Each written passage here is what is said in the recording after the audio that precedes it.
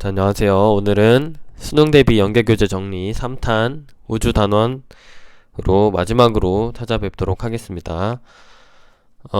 1, 2탄에 이제 댓글 남겨주신 분들 댓글 잘 읽었고요. 그래서 3탄까지 빠르게 정리를 부탁드린다는 글을 보고 이제 빠르게 정리를 준비해 봤습니다.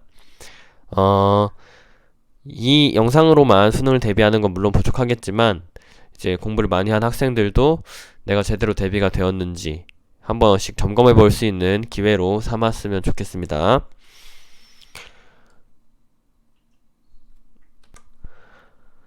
자, 맨 처음에 수능 특강 150페이지 날개 2번부터 보겠습니다. 자, 중력 수축 에너지라는 개념이 나옵니다. 중력 수축 에너지는 별이 중력에 의해 수축될 때 위치 에너지의 감소로 인해 생성되는 에너지입니다. 이러한 개념들이, 날개에 나온 사소한 개념들이 선지로 나올 수 있기 때문에 이러한 내용들도 알아두셔야 됩니다. 별 어려운 내용은 아니죠. 넘어가서 수능 특강 페이지 165페이지의 11번 문제입니다. 자, 이 문제 어려운 문제는 아니고요. 여러분들도 쉽게 풀으셨을 거예요. 그래서 이게 왜 지금 이 문제를 보는 거지? 라고 생각이 들 수 있는데, 우리가 항상 이 별 단원을 배울 때에는 너무 추상적인 개념이 많습니다. 스펙트럼이라든지 흡수선, 방출선 이런 개념들이 굉장히 추상적이에요. 그래서 뭐 H1 흡수선이 강하다, 뭐 A형, 분광형 별들은 H1 이 흡수선이 강하다라는 말들이 나오는데 그게 무슨 말인지를 일단 잘 모릅니다. 그게 무슨 말인지 잘 모르는 이유가 흡수선이라는 개념이 정확하지 않기 때문이거든요. 근데 최근 문제들을 보면 평가원에서는 아니었지만 제 생각에 이제 10월이었나 7월 정도에 이런 흡수선 형태가 제대로 나오는 문제가 있었습니다. 예전에는 아름다운 모양으로 흡수선이 나왔다면 요즘 기출되는 문제들은 좀 실제 그대로의 스펙트럼 문제를 보여줘요. 복사에너지 세기를 그대로 보여주는 흡수선이 나타나는 그 그림을 제대로 보여준다는 얘기죠. 그래서 이 그림을 보면 복사에너지의 세기가 플랑크 곡선처럼 부드럽게 이어져야 되는데 자꾸 밑으로 홈이 파이는 형태가 나타납니다. 그 홈이 바로 흡수선이라는 겁니다. 이 흡수선이 없으면 부드럽게 이어진다면 일정 파장에서 더 강한 복사에너지 세기를 가질 텐데 흡수선이라는 것 때문에 복사에너지가 작게 나오는 거죠. 그래서 이렇게 홈이 파인 것들이 다 흡수선이다 라는 개념을 정확히 알고 계셔야 흡수선 문제가 나왔을 때 이제 헷갈리지 않고 잘 풀 수 있습니다. 그 다음 173페이지 행성 직접 관측하는 방법입니다. 외계 행성 탐사에는 뭐 3가지 방법이 있죠. 시선 속도, 그러니까 도플러 효과를 이용하는 방법, 그 다음 식현상, 그 다음 미세중력 렌즈. 미세중력 렌즈가 나올 확률은 되게 적어 보이고요. 대부분은 도플러 효과와 식현상을 엮어서 문제를 낼 가능성이 높은데 특히 이번 시험 같은 경우에는 식현상보다도 도플러 효과를 낼 가능성이 높아 보입니다. 식현상을 내려면 식현상도 낼 수는 있는데 조금 더 복잡하게 문제를 내야 되고 도플러 효과, 시선 속도 문제를 내는 게 6월 모의고사에서도 변형이 되었었던 문제고 또 수능 특강에도 나왔던 그러한 벡터를 분해하는 형태의 문제로도 충분히 다시 출제할 수 있기 때문에 그 두 가지를 잘 대비해 주셔야 되는데요. 근데 행성을 직접 관측하는 방법이 있습니다. 수능 특강에 소개가 되어 있는데 외계 행성계를 직접 관측할 때는 행성의 밝기가 어두우니까 중심별을 가리고 행성을 촬영하면 됩니다. 그런데 행성이 방출하는 에너지는 대부분 적외선 영역이에요. 왜냐면 우리 지구도 적외선 영역을 방출하는 것처럼 대부분의 행성도 이제 적외선 영역으로 방출할 거다라는 얘기죠. 따라서 행성을 촬영할 때는 적외선 영역에서 촬영한다. 이러한 표현들도 선지로 나올 수 있습니다. 아시겠죠? 그 다음은 174페이지에서 이제 식현상을 이용해서 행성의 반지름을 알아낼 수 있는 방법입니다. 우리가 개념적으로 배울 때 도플러 효과 이용하면 행성의 질량 알 수 있다, 식현상을 이용하면 반지름 알 수 있다 이렇게만 배우는데 실제로 반지름을 계산하는 것도 문제로 나올 수 있습니다. 대표적으로 사설 문제에서도 이런 걸 이용해서 행성의 반지름 혹은 주기 이런 걸로 뭐 속도를 구하라든지 아니면 셋 중에 두 가지를 알려주고 나머지 하나를 구하라는 형태의 문제 나올 수 있습니다. 그래서 중심별의 시선 속도 변화를 이용해 알아낸 행성의 질량과 식현상을 이용해 알아낸 행성의 반지름으로 행성의 밀도를 알 수 있고, 밀도로 목성형 행성과 지구형 행성을 구분할 수 있습니다. 밀도는 지구형 행성이 목성형 행성보다 더 큽니다. 그러니까 이러한 좀 종합적인 개념들과 실제로 문제를 어떻게 풀어야 했는지를 알아두셨으면 좋겠습니다. 지금 자, 여기서 조금만 더 설명드릴게요. 고고고.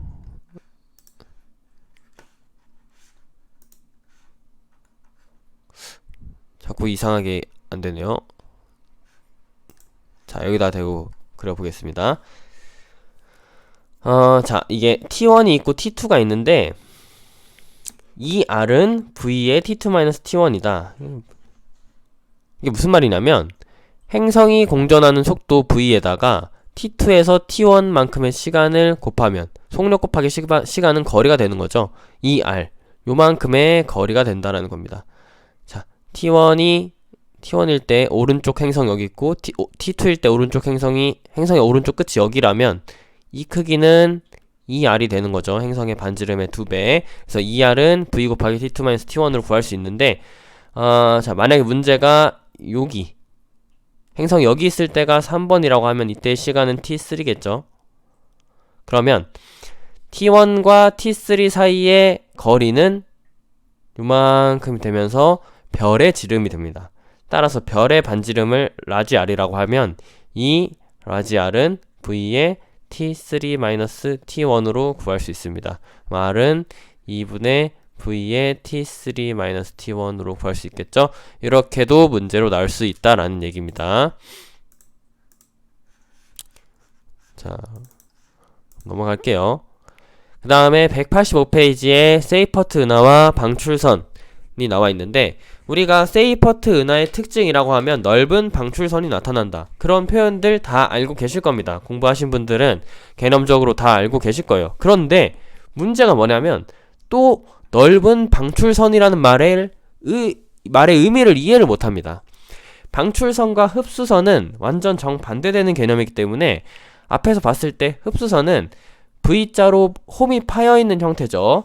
방출선은 반대로 B축 위로 튀어나오는 겁니다. 에너지의 상대적 세기가 B축 위로 튀어나온 형태를 방출선이라고 하는데, 세이퍼트 은하의 특징은 이 방출선의 선폭이 넓다라는 얘기입니다. 선폭이라는 건 뭐냐면 이걸 말합니다. 요거. 여기를 선폭이라 합니다. 이게 넓다라는 거예요. 다른 별들은 거의 자, 이런 식으로 삐죽 아주 얇게 튀어나와야 되는데, 세이퍼트 은하는 이런 식으로 생긴다라는 겁니다. 좀 과장을 많이 한 겁니다. 그림에 비해서. 이 선폭이 넓다라는 겁니다. 우리가 그림으로 볼 때 이해해야 됩니다. 어떠한 별은 이렇게 있다가 아주 날카로운 형태의 방출선이 있다 치면, 세이퍼트 은하는 이런 식의 넓은 선폭의 방출선이 나타난다라는 겁니다.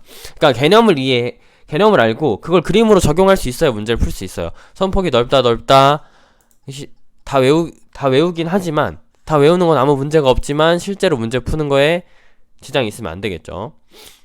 그 다음은 수능 완성 페이지 112쪽에 5번입니다. 자, 우주 초기 헬륨 원자핵이 생성되기 전에 양성자와 중성자의 비율을 나타낸 것입니다. 이게 그림으로 나올 수도 있는데 그림으로 안 나오고 그냥 빅뱅 우주론의 증거로서 이 수소와 헬륨의 질량비가 3대1이다 라는 표현 많이 나오고 있습니다. 이 문제를 왜 말씀드리냐면, 자, 수소와 헬륨의 질량비는 3대1이 맞습니다. 그런데 만약에 개수비를 물어본다면 12대1이라고 해야 됩니다. 왜냐하면 헬륨은 수소 12개, 헬륨이 하나예요. 그쵸? 수소가 12개일 때 헬륨이 하나인데, 헬륨은 수소보다 질량이 4배 무겁기 때문에 질량비로 표현하면 3대1인 겁니다. 그래서 뭐 75%, 25% 이런 표현들도 나오죠. 그런데 만약에 개수비라고 치사하게 물어본다면 12대 1로 낼 수 있습니다. 근데 선지에서는 절대 12대 1로 안 물어볼 거고요. 만약에 낸다면 수소와 헬륨의 수소 원자핵과 헬륨 원자핵의 개수비가 12대 1이다 이렇게 안 물어보고 수소 원자핵과 헬륨 원자핵의 개수비는 약 3대 1이다 라고만 물어볼 겁니다. 왜 그러냐면 우리는 3대 1이라는 숫자에 익숙해져 있기 때문에 출제자들은 3대 1을 노려서 문제를 출제하는 거예요. 그러니까 3대 1이다 라고 냈지만 사실은 개수비여서 12대 1이다 이런 식의 형태가 나올 수 있다라는 거죠. 양성자와 중성자의 개수비는 7대 1입니다. 하지만 수소 원자핵과 헬륨 원자핵의 개수비는 12대 1입니다. 질량비는 3대 1입니다. 정확히 용어를 알고 구분을 할 수 있어야 됩니다. 그 다음 139페이지의 17번 문제입니다. 자, 설명하고 싶은 걸 갖다 놨는데 자, 이 문제 쉽습니다. 우선 A와 B A는 PP 반응이고 B는 CNO 순환 반응입니다. 아시죠? 왜냐면 더 낮은 온도에서부터 나타나니까요. 그래서 A가 PP고 B가 CNO이기 때문에 정답은 2번입니다. 아주 간단하게 2번이 되는데 질량이 태양 정도인 별에서는 A가 B보다 우세하죠. 태양은 2000만 켈빈보다 아래 1500만 켈빈 정도의 중심핵 온도를 갖고 있기 때문에 이 양성자 반응이 우세합니다. CNO, 탄소, 질소, 산소 순환 반응 없는 건 아닙니다. 우세한 거죠. 이 양성자 반응이. 근데 여기서 제가 말씀드리고 싶은 문제는 이런 문제를 풀 때 니은이 틀렸다라고 당연히 넘어가면서 풀 겁니다. 문제는 우리가 수소 핵융합 반응을 할 때 이 양성자 반응을 할 때 말이죠. 한 개의 헬륨 원자핵을 만드는데 참여하는 수소 원자핵의 수는 6개입니다. 이걸 4개로 착각하는 경우가 많아요. 왜냐면 수소 원자핵 4개가 헬륨 원자핵 하나가 되는 건 맞거든요. 근데 오른쪽에 제가 양성자 반응을 가져왔는데 수소 원자핵이 6개가 참여하고요. 헬륨 원자핵이 만들어지면서 최종적으로 수소 원자핵 2개가 다시 떨어져 나옵니다. 따라서 사실상 계산할 때 수소 원자핵 4개가 헬륨 원자핵 하나가 되는 것이지 이 양성자 반응에는 수소 원자핵이 4개만 참여한다라고 생각하시면 안 된다는 거죠. 6개가 참여합니다. 그 부분 잘 알아두시길 바랍니다. 그 다음에는 수능 완성 144페이지의 18번 문제입니다. 자, 이런 문제들은 직접 해봐야 됩니다. 이런 적색 편의 값이 0.15고 적색 편의 Z는 0.15고 이게 란다분의 델타 란다가 되고 이건 C분의 V 값이 되죠. 이걸 아셔야 됩니다. 따라서 자, V는 0.15에다가 C를 곱해야 되니까 4.5 곱하기 10의 4승 km/s가 돼야 됩니다. 그래서 기억은 4.5 곱하기 10의 4승이 맞죠. 그 다음에 A는 별이다 라고 하고 있는데 A는 K사라 했으니까 별이 아니죠. 이런 것들은 쉽습니다. 기억 니은 쉽습니다. 자, 디귿. 우주가 균일하게 팽창하는 동안 A의 후퇴 속도는 일정하다. 이게 낚이기가 굉장히 쉽습니다. 왠지 그럴듯해 보이는데 우주가 균일하게 팽창하는 동안 A의 후퇴 속도는 빨라집니다. 그게 바로 허블이 주장한 V는 HR 허블 법칙입니다. 허블 법칙은 어디에 적용해야 되냐? 우주가 균일하게 팽창할 때만 적용해야 합니다. 근데 이제 그런 궁금증이 생깁니다. 우주가 균일하게 팽창하는데 왜 점점 후퇴 속도가 빨라지지? 이제 그렇게 생각하시면 이제 빅뱅 우주론에 대해서 이해할 수가 있게 되는 거죠. 그러니까 우리는 그냥 받아들였던 겁니다. 허블 법칙은 우주가 멀수록 점점 더 빠르게 팽창하는 거래. 이런 식으로 이해하게 되는데, 그러니까 뭐 점점 더 빨리 멀어진다 이런 식으로 개념이 되죠. 이거 잠깐만 설명하면 여기가 지구가 있어요. 다음에 여기 A가 있습니다.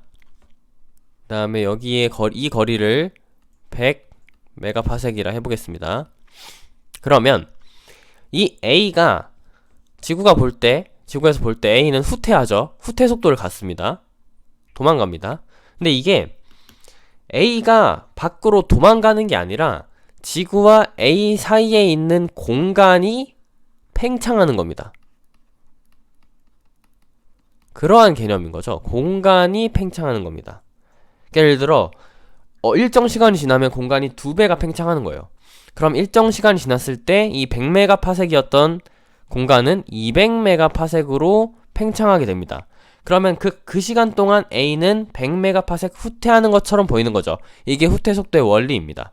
따라서 지구가 여기 있고 엄청 가까이에 A가 있어요. 여기가 자 A가 이렇게 있을 때 여기를 10메가파섹이라 해봅시다. 그럼 같은 시간 동안 이번에는 20메가파섹으로 팽창을 하겠죠. 이 공간이. 따라서 이 A는 10메가파섹으로 후퇴하는 것처럼 보이는 겁니다. 그쵸? 후퇴 속도라는 건 그런 거예요. 후퇴하는 것처럼 보인다. 이 접근 속도라는 거는 접근하는 것처럼 보이는 거죠. 근데 일단 허블 법칙에서는 공간이 팽창하기 때문에 다 후퇴한다라고 생각을 하죠. 이렇게 접근하는 것들은 다 국지적으로 일부분만 나타나는 거니까요. 그래서 이 말씀드리고 싶은 거는 우주가 균일하게 팽창하면 A의 후퇴 속도는 계속 빨라집니다. 균일하게 빨라지는 거죠. 왜냐면 균일하게 팽창하는 동안 공간이 팽창하고 그 넓어진 공간이 또 팽창하면서 점차 공간이 빠르게 팽창하게 되는 거죠. 빠르게 팽창한다라고 하면 좀 애매한가요? 그러니까 같은 비율만큼 팽창합니다. 균일한 비율로 팽창하기 때문에 A의 후퇴 속도는 빨라져야만 하는 거예요. 그 부분을 잘 이해하시길 바랍니다. 그림이 좀 마음에 안 드네요.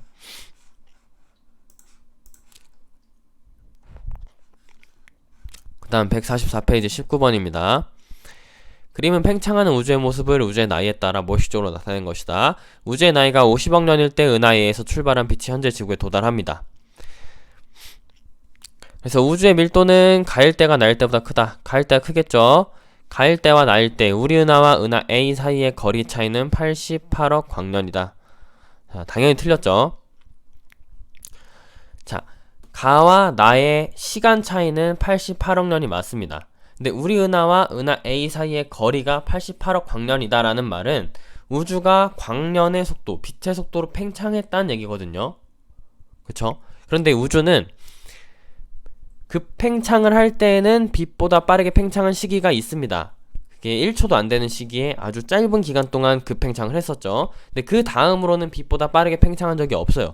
빛보다 항상 느리게 팽창하게 했기 때문에 니은 가일 때와 나일 때 우리 은하와 은하 A 사이의 거리 차이는 88억 광년보다 적어야 됩니다. 디귿 50억 년 전에 방출되었을 때 빛의 파장은 현재 지구에 도달한 빛의 파장과 다르죠. 공간이 팽창하면서 파장도 길어졌을 것이기 때문에. 그래서 우리가 그 우주 배경 복사를 할 때 마이크로파가 관측이 됐던 거죠. 근데 이 문제와 관련해서 이 부분은 좀 이해가 되실 텐데 요 개념이 섞이면 좀 어려워하는 학생들이 많습니다. 우주의 지평선 문제인데 이 우주의 지평선 문제라는 게 결국 뭐죠? 이 우주가 이 보이는 우주, 관측 가능한 우주라고도 표현합니다. 관측 가능한 우주라는 건 결국에는 뭐죠? 그 허블 법칙에서 V는 HR, 이 허블 법칙 공식에서 그 우주가 빛의 속도로 커졌을 때를 가정한 우주죠. 그래서 보이는 우주라고 하면서 137억 년으로부터 지구에서 멀어진 우주 배경 복사 A가 닿는 곳과 우주 배경 복사 B가 닿는 곳이 있다라는 겁니다. 그러면 지구로부터 우주 배경 복사 A가 닿는 곳이 137억 광년 떨어져 있고 B가 137억 광년 떨어져 있기 때문에 둘의 합은 274억 광년이 떨어져 있고 A와 B 사이를 빛이 오가려면 274억 년이 오가야 하는데 274억 년이 걸려야 되는데 대체 얘네가 어떻게 같은 정보를 담고 있느냐 하는 것이 우주의 지평선 문제이죠. 얘는 우리가 우주의 팽창 이론, 인플레이션 이론으로 설명을 하죠. 이렇게 팽창하기 전에는 우주가 더 작았습니다. 우주가 빛보다 느리게 팽창했기 때문에 이 정보 교환이 가능했는데 정보 교환을 한 다음에 어느 순간 급팽창했기 때문에 같은 정보를 가질 수 있다. 정보가 교환된 형태를 띌 수 있다라는 것이 우주의 지평선 문제를 해결하는 방법이죠. 근데 이 그림을 왜 보여드렸냐면 지금 오른쪽에 있는 문제에서는 우리 은하랑 A 사이의 그 일직선 방향으로만 팽창하게 우주가 보이죠. 근데 실제로는 우주는 팽창한 중심이 없습니다. 지금 오른쪽 그림에는 A와 우리 은하 사이가 중심이 되어서 팽창하는 모습처럼 그리잖아요. 근데 실제로 그렇지 않죠. 어디가 중심이 아니라 모든 곳으로 우주가 퍼지기 때문에 내가 바라보는 방향과 반대 방향으로도 똑같이 우주가 커져야 됩니다. 그래서 실제 우주는 왼쪽 그림처럼 커지게 되죠. 그래서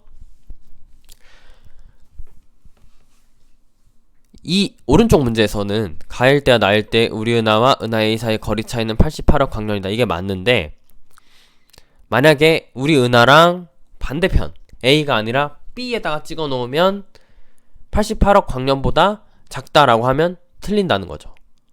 왜냐면 왼쪽 그림을 보면 이 보이는 우주, 관측 가능한 우주는 137억 광년 곱하기 2배 떨어져 있으니까 서로 반대 방향을 보면 그렇게 떨어져 있을 수 있다라는 겁니다. 그러니까 이 오른쪽 개념과 왼쪽 개념을 정확히 구분해서 이해하셔야 됩니다. 오른쪽 문제에서는 서로 반대 방향을 갖는 은하 A랑 은하 B를 비교한 게 아니라 계속 관측한 지구 중심에서 보는 거잖아요. 그래서 얘를 왼쪽 그림으로 따지자면 우리 은하는 계속 여기 지구가 여기 있으니까 여기에서 여기를 보는 겁니다. 50억 년일 때는 원이 요만했겠죠. 요거랑 요걸 묻는 겁니다. 근데 얘는 관측 가능한 우주의 개념이고 오른쪽은 그런 개념이 아니기 때문에 실제 우주죠. 실제 우주는 이 빛의 속도로 팽창하지 않았기 때문에 더 작았다라는 게 이 오른쪽 문제가 하고 싶었던 말이고, 제가 전달하고 싶었던 거는 이런 우주의 지평선과 관련되어 관측 가능한 우주 문제가 나온다면 이 서로 반대편에 있는 곳은 137억 광년의 2배에 해당하는 아주 먼 거리다 라는 얘기입니다. 이게 3월 모의고사에 비슷한 문제가 나왔습니다. 제 기억으로. 그래서 이 3월 모의고사 문제 한번 참고해 보시길 바랍니다. 이 급팽창 이론, 인플레이션 이론에서는 우주의 편평성 문제를 제대로 설명하기 어렵기 때문에 편평성 문제랑 자기 홀곡 문제는 문제 내기가 굉장히 어렵고요. 문제를 낸다면 우주의 지평선 문제밖에 낼 수가 없습니다. 그러니까 우주의 지평선을 제대로 이해하셔야 돼요. 나머지는 모의고사에서 출제되었던 문제를 한번 살펴보겠습니다. 자, 6월 모의고사 8번에 출제되었던 바로 이 문제. 이 문제는 그 수능 특강에서는 이 문제가 45도로 나와가지고 45도는 사인 45도를 하든 코사인 45도를 하든 결국에 2분의 루트이기 때문에 틀리기가 어려웠는데 이 문제는 30도로 줬기 때문에 굉장히 어려웠었죠. 이 문제는 각이 30도였기 때문에 사인 30도를 하는지 코사인 30도를 하는지에 따라 값이 달라지게 됩니다. 그래서 이 문제를 어떻게 푸는 게 좋냐면 행성 A가 지금 시계 방향으로 공전을 하고 있죠. 그래서 행성 A가 A 위치일 때는 요 방향으로 이동을 할 겁니다. 그건 이해하시죠? 그 다음 이 위치에서는 요 방향, 요 위치에서는 요 방향, 요 위치에서는 요 방향으로 이동할 겁니다. 그럼 지금 이 A' 30도 각을 이루고 있는 A'에서는 이렇게 이동하겠죠. 그런데 문제는 우리가 궁금한 건 내가 보는 시선 방향으로 얼마나 이동했냐라는 얘기입니다. 그래서 그림을 다시 그려보면 자, 중심별이 있고요. 자, 여기다가 그려보겠습니다.